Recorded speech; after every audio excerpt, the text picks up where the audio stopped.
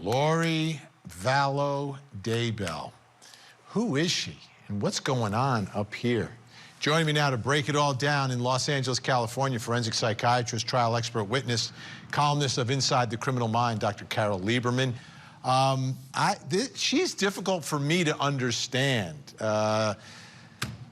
Carole Lieberman, when you look at her and you think about the life, how did she get to the place where she is now, which is behind bars, accused of murdering two of her children, taking part in a conspiracy to kill her fifth husband's first wife, and then also implicated in Arizona for the murder of her fourth husband, Charles?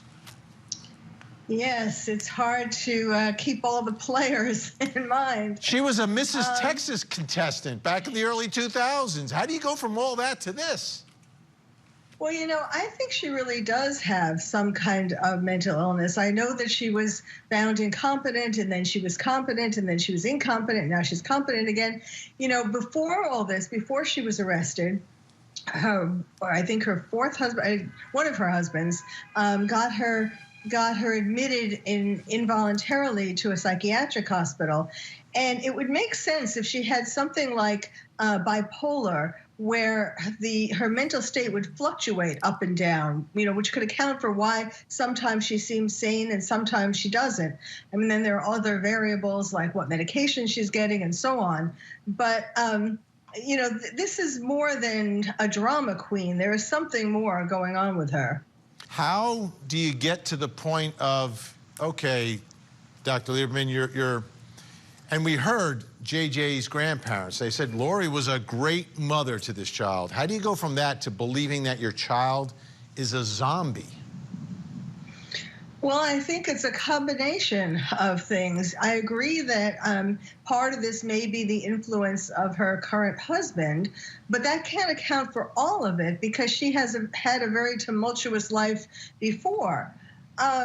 You know, it could be something like a bipolar or like paranoid schizophrenia, which usually comes later in life. You know, she could have been normal, relatively normal earlier. The other thing is, when you are expecting that the world is going to end and that there are zombies, you know, if you buy into all of that, that does distort how you look at everything else in life, like your children.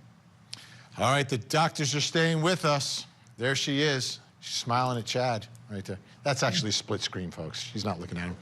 Yeah, that intimate knowledge, that's Dr. Carole Lieberman. I think that's going to be crucial here because this is someone who was very close to Lori in that inner circle of whatever this cult was that they were creating. Yes, and she introduced Lori and Chad.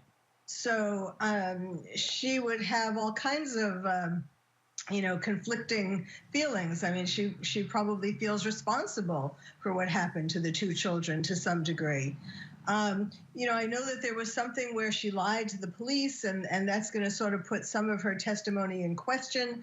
But, you know, she seems like she's telling the story authentically.